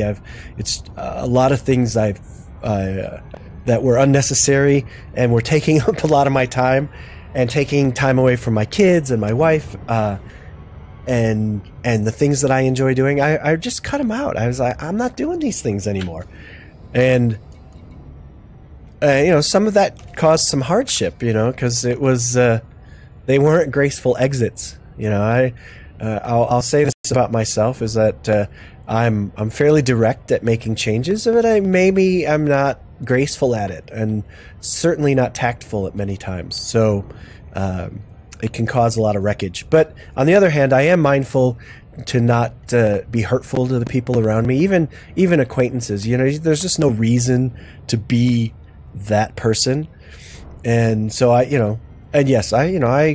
can be impatient and cranky and a jerk at times as well, but you know, you try not to be. That's, you know, you make the effort to be good to the people around you, and you know, the other thing is you'll just be a happier person. And I mean, who really? You're never going to be happy all the time. You're never going to be happy all the time, and like for me, I just try and you know, my dad passed away a few years ago, and unfortunately, my brother-in-law, it's only been a year, and it's really still kind of a very raw thing. But even with the grief and the sadness and the anger, because there's all of that, I still find there's still happiness there. There's my kids, they know how to bring it out, you know, and but also, you know, I find you find joy in things that you do. I mean, I love doing simple things. You know, these live streams are great. They're fantastic. They're something that I really, really love to do, and it's I recently took up playing guitar. I always wanted to do it. Always had kind of a musical interest, but never, ever, ever did anything about it, even as a kid. I think as a kid I was just lazy, and I knew it was going to take a lot of practice and time, and I just didn't want to do it. But I've been playing guitar now for about 4 months, and I actually am pretty good, you know, for playing for 4 months. I mean, definitely not great, but I can play songs. I can play some basic rhythms, and I have fun with my kids. Because of it, they've started playing music. They've become interested where they really showed no interest in it. So it's just do the things that make you happy, for sure. All right, so let me see. I got it's 1.2 million on that, and mark that next system, and here we go.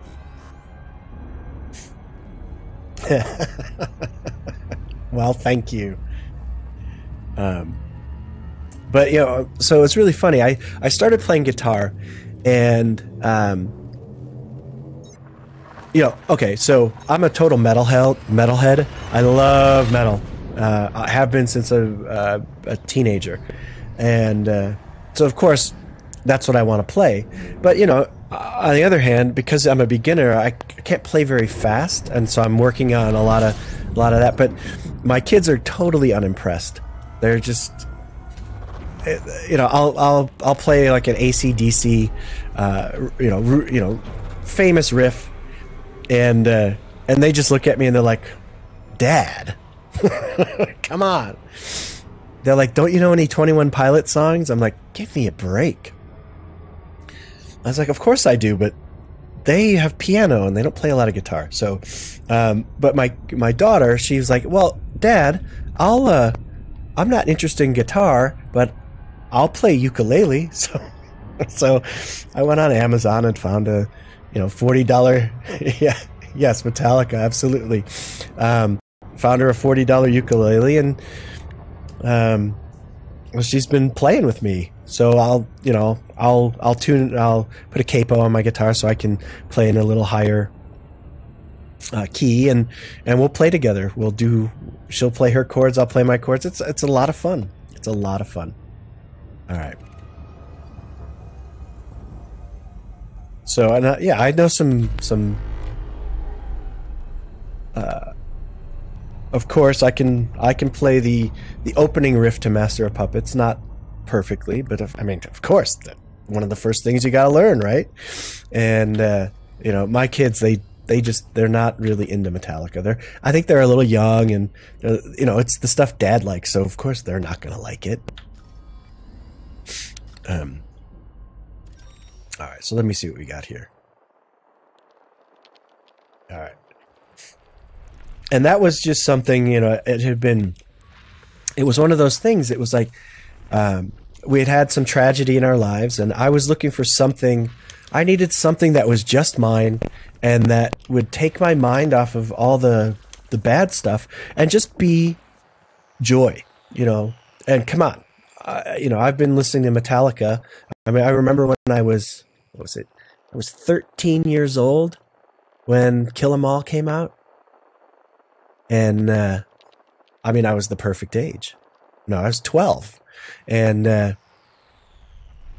remember, I have an uncle who he's more like a brother to me. We're just a couple of years apart in age.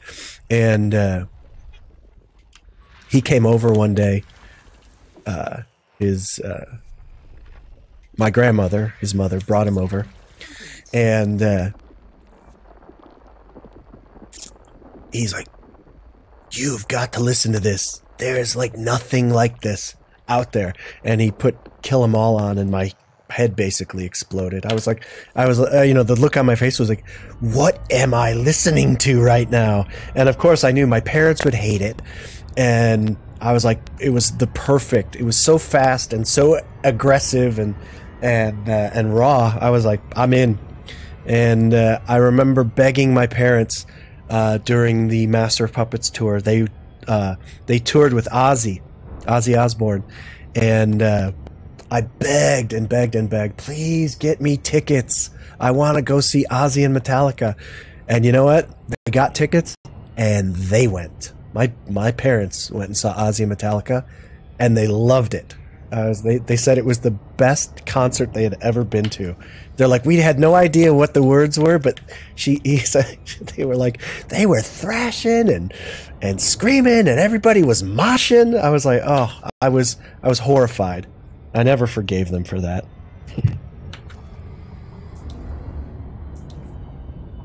Yeah, I eventually did go to see Metallica, probably 3 or 4 times. I saw them during the And Justice for All tour, and then I saw them on the Black tour, and I think I saw them 2 times during And Justice for All and 2 times on the Black album.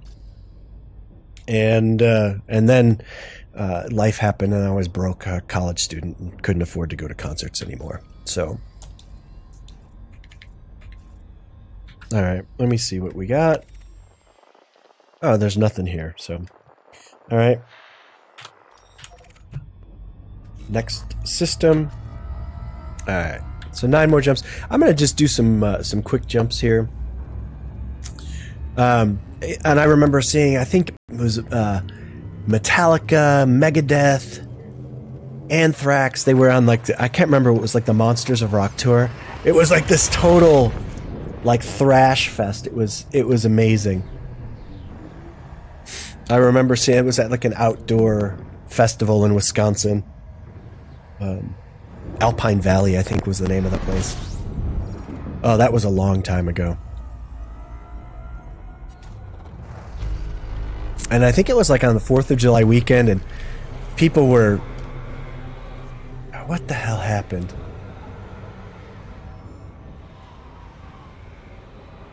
No, country is really good. I have to say, I was anti-country for much of my life, but there's a lot of amazing country music, absolutely. And I think I just had to mature a little bit. And Garth Brooks, yeah, I mean, come on, the guy knows how to put on a show. A good friend of mine, he's,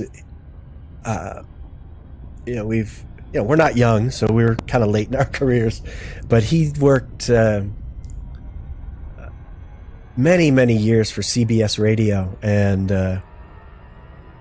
I mean he's been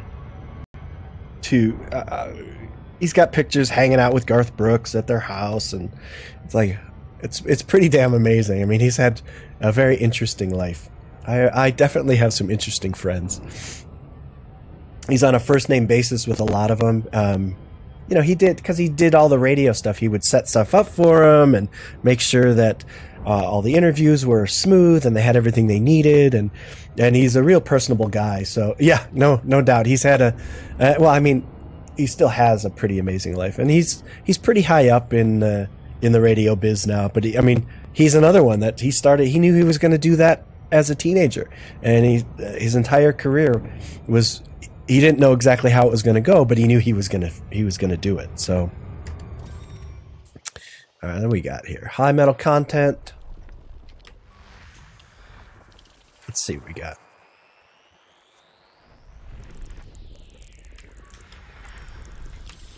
Yeah, I'm definitely probably one of the most boring out of all of my friends. They've done some pretty amazing stuff.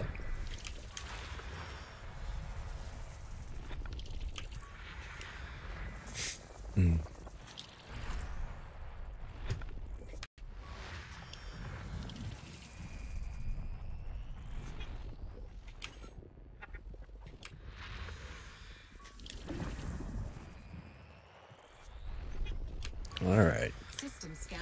So another low value system. So excuse me. That's how it evens out in exploration. So you get all those high value systems, and now I'm getting a bunch of kind of a string of systems that really doesn't have much, and I haven't really been able to make much rhyme or reason of it. Wow, it is really raining out. It's been pouring for a couple of hours now. That's crazy for here in Phoenix.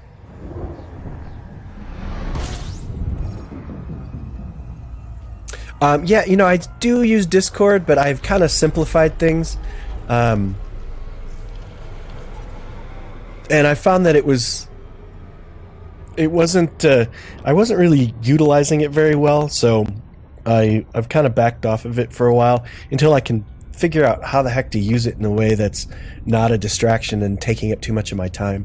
So, same reason I down my schedule on this.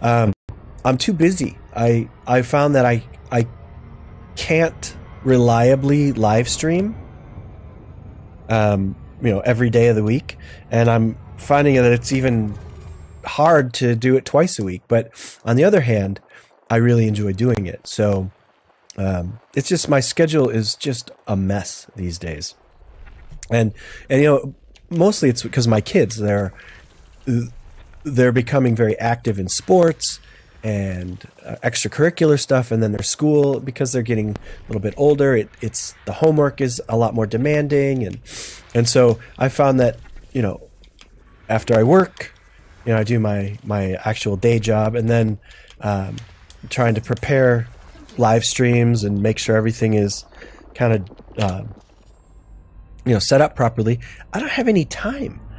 And actually doing the live streams, it's like, when can I do these where it doesn't interfere with everything else? All right, you definitely should. And you better get a custom paint job for it.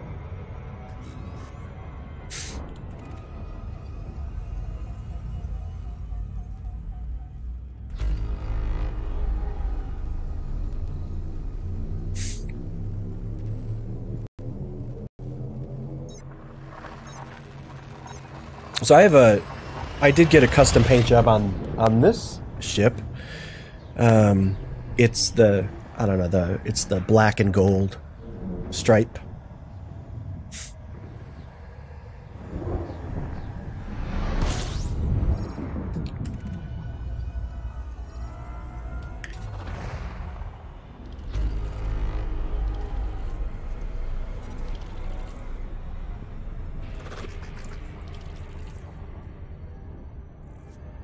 Oh, custom paint jobs? They sell those in the Frontier store. They're not free, but save up your nickels, because I think they're like $5.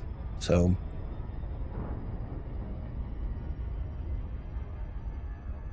but they have a ton of them. Here, let me. There, I don't know if you can see let me turn my ship toward the sun, and then you'll be able to see it.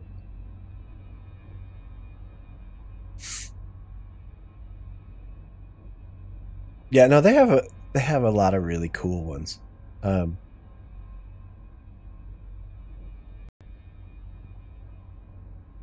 Oh, here, I'm gonna just drop.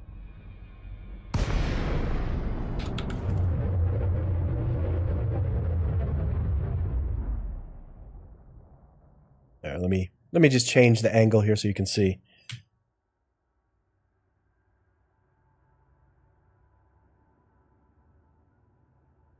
And then where's it? Left shift. I'll just turn my ship so you can see it. And it's kind of worn off, but that's my paint job on my Vet, or my Anaconda. It's shiny, and you can. Here, I'll get in a little closer here. You can see it's pretty well worn off. You can see the black paint is just worn down. Isn't that cool? That's what happens when you fly very long distances. And I'm a science nerd, and I think one of the biggest genetics discoveries was the CRISPR-Cas9 mechanism for gene editing and such. And so that's what I named my ship. CRISPR-Cas9. Look it up. It's going to change the world. It already is. Huge, amazing. It allows you to basically cut DNA precisely. You can turn genes on, turn genes off, accurately, fairly accurately. They're still figuring out the process, but fairly accurately splice in whatever DNA you need into whatever gene you need, just to modify. You can fix defective genes, so you can cure genetic disease. You can even do it on the germline, which is, I think, they're really trying to prohibit that, because that basically would change every descendant from that germline edit. So, and there's a lot of ethical questions and problems with that, because obviously you can't get consent from somebody who hasn't been born yet. So, all right. So, anyways, let me rotate my ship a little bit. Yeah. So, anyways, that's my paint job, and that's my Anaconda. Anyways. Hey, thanks for hanging out with me. It's noon, so I'm done too.